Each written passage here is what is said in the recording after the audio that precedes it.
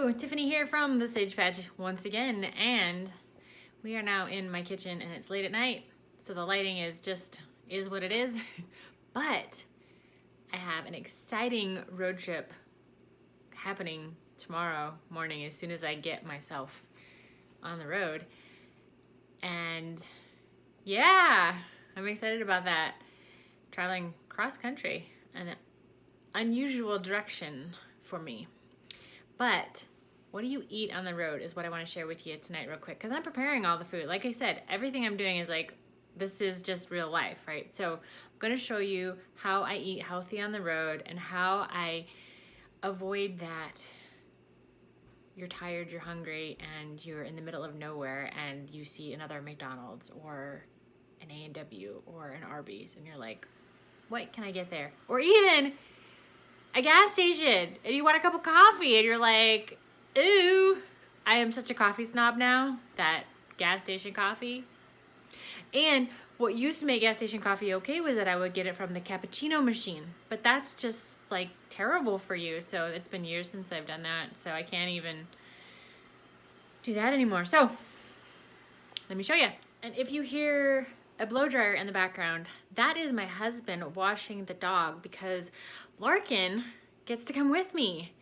He is not only getting to have a me day adventure or a mommy and me adventure, both of the above, he's also my security detail. So on road trips, I always love to take a dog with me. I just feel so much safer, and you really, I don't know, it just changes the experience you have when you travel with a dog. You know, where you stay, when you stop, who you run into, just all kinds of stuff. And just, you're no longer talking to yourself in the car. You have someone there, you know, with you, enjoying that experience and sharing with you in the memories. And that's why, like, so much of my life, it's not just my memory, it's also my dogs have that memory too. And it's sad when you lose them, because then it's like the other half of the person you shared that with is no longer here. And now it's just your memories, you know. Random side note. So anyway, yeah, so that's the random noise you may hear in the background. Back to what I was telling you.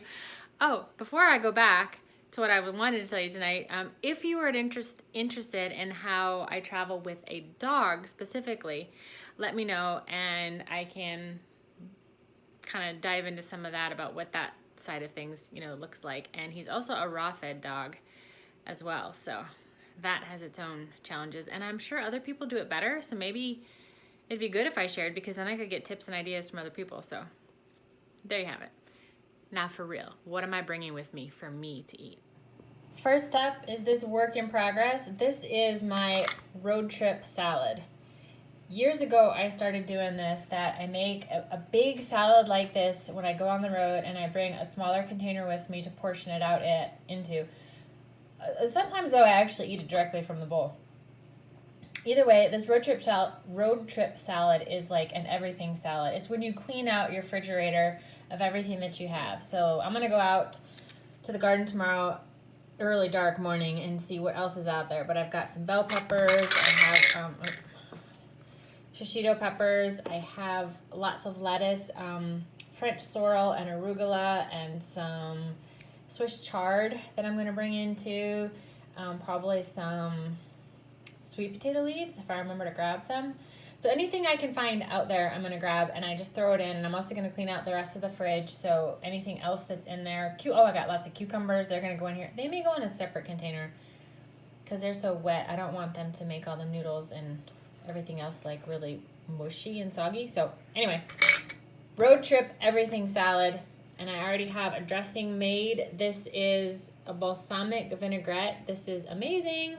It's garden-grown basil, garlic, some organic raw honey, some Dijon mustard, and then olive oil, balsamic vinegar. All organic ingredients and all really good stuff. Salt, pepper, I think. That might be it. So good. So this is going to top it. That's a big one. Some leftover apples. These have been stored in the back of the fridge, hiding from Kerwin. So I'm going to have some crunchy apples for the road. I decided to do cold coffee because I'm probably going to be staying at campgrounds, and I don't have a single burner stove, so I'd have to open up like the one that we cook with when we camp and bring propane and all that. And I'm just like, you know what? I'm keeping it simple because I'm traveling with a dog and I'm on the road to get somewhere, not just for vacation. So keeping it simple, cold brew coffee. But I do have maple syrup I'm bringing with me. Oh yeah, here it is. Already in my bag, I have maple syrup. And then I may or may not save some of this fresh brewed cashew milk for my coffee. Oh, no, my plan is, sorry about that. I don't know what I'm doing here now. I'm bringing a can of coconut milk.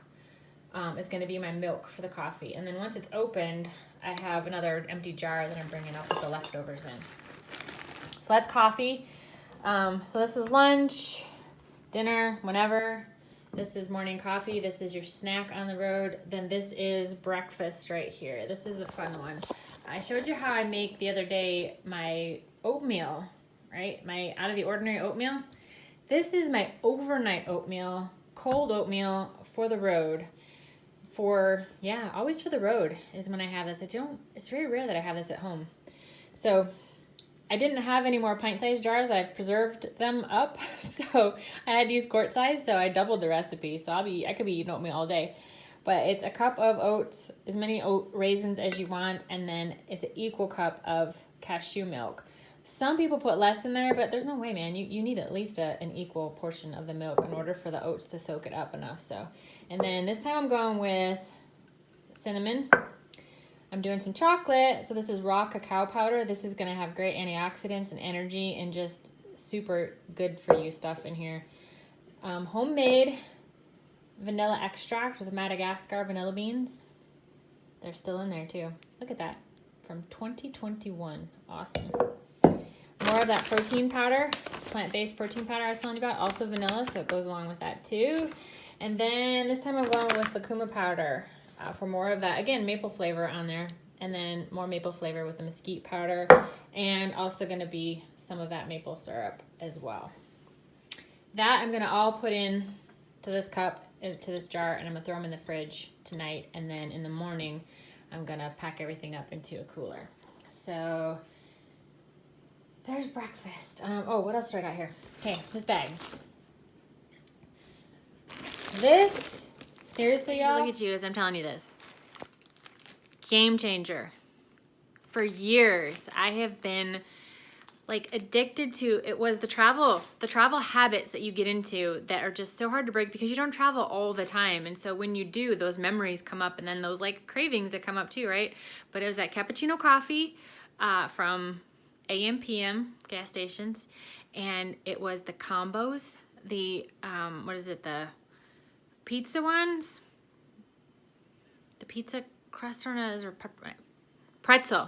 pretzel around the outside, cheese in the middle, those combos, yeah, for sure. And then it was Score candy bars, and also if they didn't have combos, it was Gardettos, just the regular traditional Gardettos. Well, it got to the point of I've been eating so healthy and really changing my diet that those just don't even taste good anymore. As much as I still think about them and still want the idea of them, when I actually go and like, okay, I'm having it because I'm on a road trip and whatever excuse I make, I have it. It tastes like cardboard. Literally tastes like cardboard. I can eat the entire package and be like, that was nothing. It was like sawdust in your mouth. I mean, no flavor, no nothing. And then you don't feel good afterward. I'm just like, this is ridiculous, right? But I haven't found anything. Nothing to replace that you want that munchiness on the road. This is legit. Homemade popcorn. My husband makes really good popcorn and then he seasons it. Coconut oil seasoning, nutritional yeast, salt, not just any salt, okay? Use good stuff, okay? And my secret ingredient, I don't know if I should tell you. Well, you already know about the nutritional yeast. That's just like really good, but chipotle powder. Chipotle powder and black pepper, fresh ground. You put all that on here, so good. This is gold. This is gold for a road trip. Hands down, it works like nobody's business. Okay, back to the bag. If I ever get anywhere where I can warm something up, I just brought these 2 bags of rice, and then 2 different ones of these ready-made meals, lentils, and then a coconut squash. Yeah. So I could always eat them cold. I mean, they're cooked, so that's just kind of there as a backup. I also have some organic rosemary sea salt crackers if I come across. Oh, I may actually. Well, I have some pesto. I don't know if I'm going to bring that or not, but probably just the crackers in case of something. I find a hummus somewhere and I want to dip with them. It's easier to find a hummus or another type of dip that I can eat versus finding crackers that I can eat. So, and then what's this? Oh, nuts. These were as raw as you can get with almonds. They're direct from a farmer out in California, so they've not been pasteurized as law requires when they're shipped to market. So if you buy them direct. So then I soaked them and dehydrated them with the seasoning on them, so they are now considered activated. That's why I wrote that there. So even they are alive, basically, is what it means. So better than raw even is activated. So there's that. What else I got? Oh, some dehydrated, low temp dehydrated, so still raw apple crisp chips. And that's all I got in here so far. There's my, I don't know, salsa, just in case. I make my own, but you never know. A jar is handy to have too, if I run into anything useful for that. That's it so far. Oh, activated charcoal for anything you do eat that's not good for you, or you're just, whatever this gets toxins out of you. So if you're going to go have drinks or go out and eat stuff you know is not good for you, you're going to make that exception to the rule, always have some charcoal. If you, I don't know, just feeling sick about anything, you eat bad food or whatever, activated charcoal.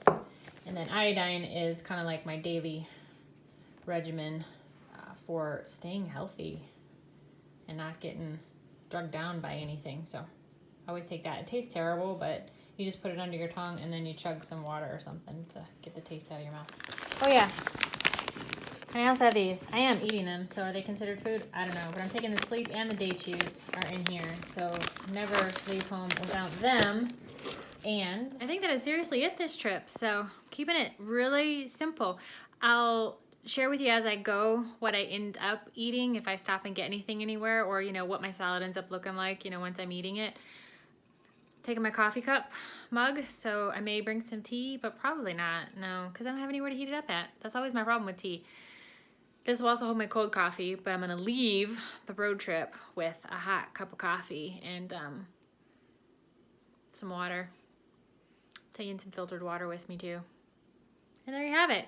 That is what it looks like. Not too much. I'm gonna have a cooler to keep some of this stuff in, and then for some dog food stuff too, and anything I may pick up produce related on the way. It's actually fall.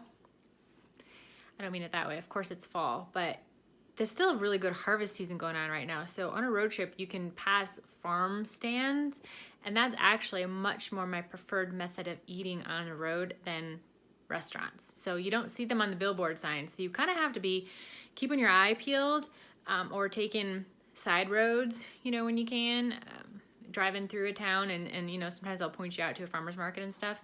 I will also be driving on a Saturday, which is great. So tomorrow's Friday, but I'll be driving on Saturday as well, and that's a perfect day for farmer's market. So fingers crossed that I may find something good, and then you never know, I might want a cooler for some of it, or not. It could just be really good pumpkins or something, and fall type of veggies. So there you have it.